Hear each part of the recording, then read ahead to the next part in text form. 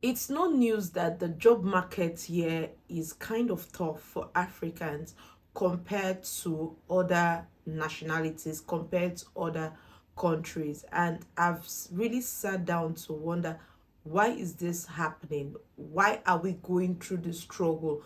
Why does this have to always happen to us?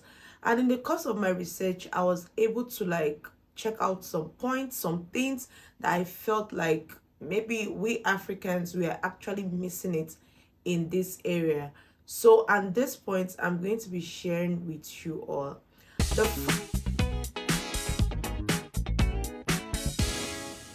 hello beautiful people, welcome back to my channel. It's your girl Shioma. If you're just seeing this beautiful face for the first time, don't make it your last. Come join this wonderful family. On this channel, I share Qatar related content, lifestyle, and everything you need to know about Qatar. And to all my returning subscribers, thank you all for always coming back to watch my videos. I am so much grateful and delightful. Now let's get right into the video for today. Feel free to disagree with my opinions. It's okay, and you can put your thoughts in the comment section. I'm open to all your thoughts, but I just felt to put a disclaimer out there. These are my personal opinions, and you can as well make your research. Okay, the first point here is Africans, we want the easy way out. You will see someone that is a security. I'm not like, how will I put it? I am not like saying any profession is low, is too low or too high, but in human beings' life, we should be able to grow. When you are not growing in a profession, that means you are redundant, like you just want to be there. In security, we have different levels of security. Like, for example, maybe you have done security for 5 years, you should be able to be promoted to the next level. Okay, you should not be just in one place, the regular security we see in the mall, in the offices, just standing. You should have been promoted. But I just feel like our Africans, we want the easy way out. Let's take, for example, cleaners. You have been cleaning a particular hotel for a long time. Why don't you do a course that will make you get like a supervisory level, a promotion? Why don't you do a course? But we feel like we should not spend money on courses that, oh my god, is expensive. I'm not planning to stay here for a long time, so why am I doing these courses? As long as you are in Qatar, you should do some courses that is going to elevate you, because as you are being promoted, there is increase in your salary. So speaking, I'm generalizing it. I'm not like speaking for Nigerians, I'm not speaking for Kenyans or Zimbabwe. No, if you're coming to Qatar, please, I want you to change this mindset so that the job market in Qatar is going to favor you.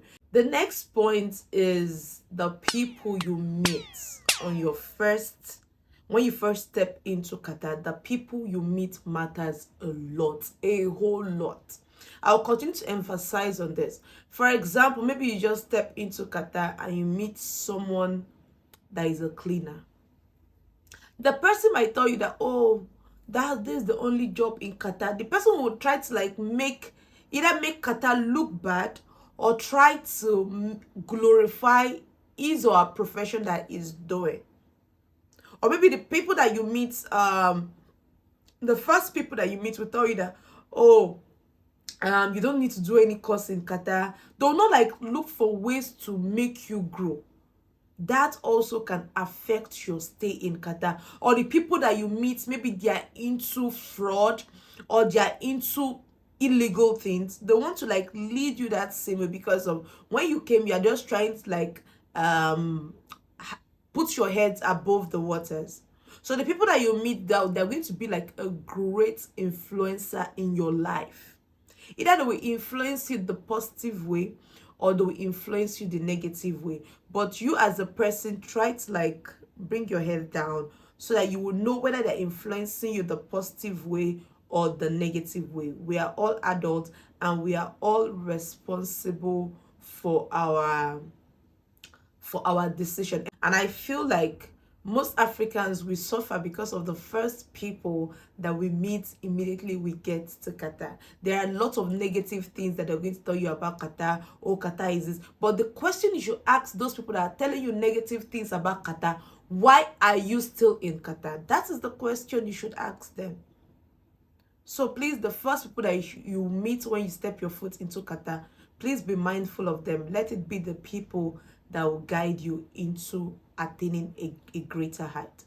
The next one is, we Africans, we follow the same pattern.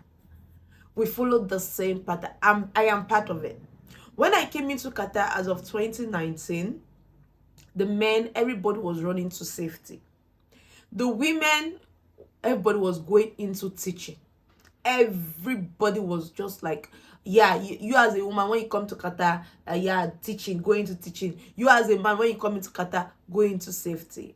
I am not discriminating any of this profession, but not everybody is going to prosper doing that same thing. We are all following the trend. We are all following the same pattern. Yes, you can do it for a while, but when you come in here, you do that safety or teaching for a while, try to check around. Which other courses can I do that is going to be better for me? You see other nationalities that they are making it real big in Qatar is because they think out of the box. As well, speaking to myself, I'm not just speaking to everybody out there. I'm also speaking to myself, for me to like think out of the box. Think of something I know that I can do that is going to be favorable for me and my family while staying in Qatar. I should think of something I can do that is going to make me grow in my career. The next one is our passport. Yeah, our passport.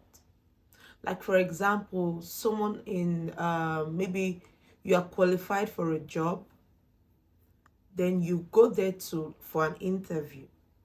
Someone in maybe from UK, US, even South Africa goes there for the same interview. At times they'll pick that South African before they even pick any African country. So our passport has really affected us, and is the way our leaders has positioned us to the Western world, to other leaders. So I feel like I'm not really like going to go into politics. I'm not good in that. But from my experience, our passport has really affected us. Let's say, for example, in teaching.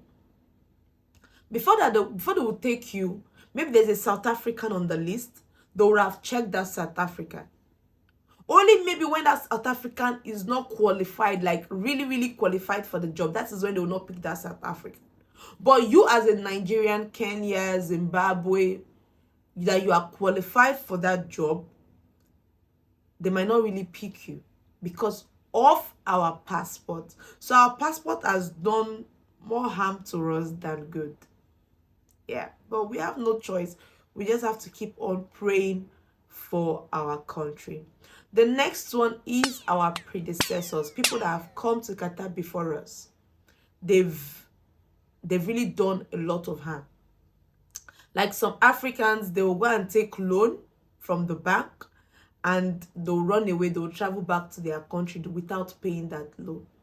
When you are doing these things, remember the people that are coming after you. Don't just think about yourself. In any decision that you are about to make, think about the people it's going to affect. This thing might end up affecting your children, not just the people that are coming before you. Like in the Karwa bus, the Karwa company, they don't take Nigerians. One day I was speaking to one of the African driver. I was speaking to him and saying, I've been coming to this bus stop and I've been entering this Karwa bus. I don't see Nigerians there. I'm sorry, but I just have to like say it so that you know how our predecessors has affected some of us, and some things that we are supposed to get, they use that eye to look at us. Then he said some Nigerians, they were working with a Karwa bus, and they hacked into the system and ran away with huge amounts of money. And from then, they stopped employing Nigerians in the Karwa bus. You know how many people that are very good bus drivers that they would have been making money and sending back home to feed their family. But those people, I think about 2 people, what they did has tarnished Nigerian image in the Karwa bus. They don't take Nigerians in Karwa bus. Go and verify, go and check. They don't take. For example, I once worked as a teacher in a school, in a nursery school. I was the first Nigerian teacher that this woman is going to like have. I tried to like do my job. When I left the school, this woman still called me. The owner of the school still called me that she need Nigerian teachers. Is the legacy that I left there that is making Nigerians to work there. Go and check our school. Only Nigerians are teaching there. Only Nigerians. Assuming I did something bad to this woman would never, she would not even want to even see Nigerians. So please, anything you are doing, try as much as possible to make it in a way that people after you will come back and enjoy. One of the reasons why we are not, especially Nigerians, why we are not getting work sponsorship, work visa, is because of what our predecessors has done. Don't blame it on Qatar. I just thought to like clarify that. Don't blame it on Qatar. The people that has come before us, what they have done in this country. Is it much more easier for Ghanaians to come into Qatar? Unlike Nigerians coming, it's a struggle. It takes the grace of God. And that is what our predecessors have done. People that came before us, what they have done. I think we are here, we need to do better. We need to paint we need to paint ourselves better. We need to like change the narratives. So anywhere you are working, Africans, regardless of your nationality, try to do your best and try to give it all. The next one is biased rules. Yes, if I don't talk about this, then I'm being very partial. There are some jobs that you will get, they'll tell you that they want this specific nationality. And mind you, it is not the Qataris that they are doing this. It is the nationality that need their nationality that they are doing this. I am not going to be mentioning any nationality. It has really affected. At times, maybe you as an African, you are very okay for the job, but the other nationality comes in there. They'll prefer to pick that nationality over you, because that is what they are looking for. And this has really affected us as Africans here. The last one on the list is adaptation. Yes. You know, some of us as Africans, because of the way they paint Qatar, that when you come, you'll be working in the office. Yeah, some people might be lucky to like work in the office, while some they'll leave their good paying job back home and they'll relocate over to Qatar. And for them to adapt, when they get here, maybe the story that they heard is different from the story that they are currently, is different from the reality, then it is going to be very hard for them to adapt. Or maybe you have been doing a good paying job and then all of a sudden your job stopped and you need to like search for a job, and maybe it's taking time for you to like get your dream job or the actual job that you are looking for. Most Africans, it's very hard for us to adapt. Some people, they don't want to like do like the survival jobs. I did a video on survival jobs that you can get in Qatar. I'm going to put a link up here, or you can check the description box for the survival jobs that you can do that can easily pay your bills. But some Africans will not want to take it. they'll say that, oh, me that I'm collecting this money before, why am I now collecting? Why did they want to pay me this kind of money? No. I just feel that we should be able to take in survival jobs, jobs that can pay your bills, jobs that can pay your rent, jobs that can feed you for a while. We should be able to adapt. This is not our country, okay? And if you want to be very comfortable, very, very comfortable, you want to be on your own, I think is better in our country. But as long as you've lived the chores of your country, you should be able to adapt to every situation you find yourself. And I feel like with all those points I mentioned, these are the reasons why we as Africans, we are struggling in Qatar to get a job. And let me know your thoughts in the comment section. Anything you think about this, feel free to counter my points. Yes, put it in the comment section, but please in a respectful way, okay?